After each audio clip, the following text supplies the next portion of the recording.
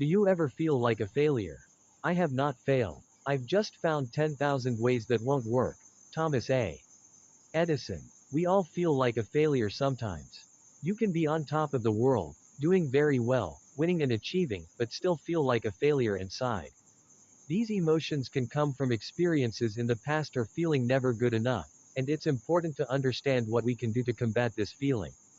It's not always tied to our accomplishments. We can feel good as we are just starting our journey to success and badly when we are, objectively, in a great place. So what is going on with these emotions? What matters is what we see, not what's going on. Our feelings are not always based on what's actually going on in reality. Often, they are based on our perceptions, interpretations, and view of the situation. For example, if you are running late to your job, you might be very anxious or very calm depending on what you are thinking. If you are worried about getting fired, you will be nervous. If you are thinking it will be okay, your emotions respond accordingly. You might feel like a failure because of the thoughts you are having about yourself, where you should be in life, or how you compare to others. The first step to stop the negative feelings is to cut down on negative thoughts. Identify the ideas that pop in your head. Consider where the negativity is coming from. Sometimes, we might be negatively disposed towards ourselves and feel badly about who we are because of a high level of perfectionism or other traits. But in many cases, the reasons we feel like a failure can be more specific. Ask yourself if the negative thoughts you have come from yourself or reflect things you have heard from family members, teachers, or other people from your past. If that's so, you can distinguish this inner voice and shut it down. You don't need to repeat the bad things someone once told you.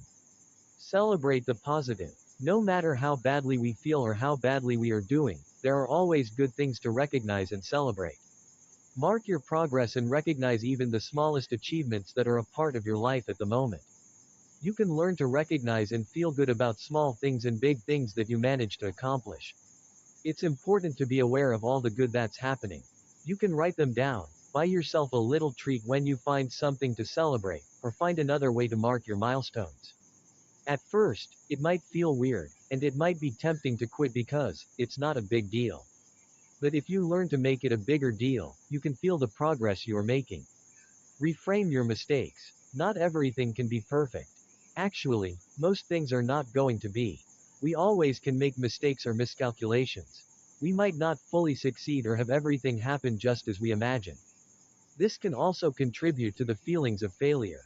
Learning to reframe the way we see these situations can make a huge difference in this regard. You can reframe the way you see mistakes. Look at them as opportunities to learn and grow. After all, when everything was completed well, you don't learn anything new. Take on new challenges and give yourself permission to fail. View failure as a tool for learning, growing, and becoming something more. Be kind to yourself.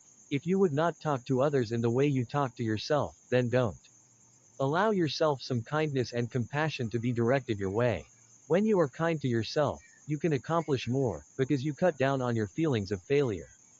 When you are kind, you can stop feeling like a failure even when things don't go your way. And that experience is what empowers you to try again and keep going. Resilience and perseverance are the key traits that can lead you to success, and kindness is one of the best ways to achieve this.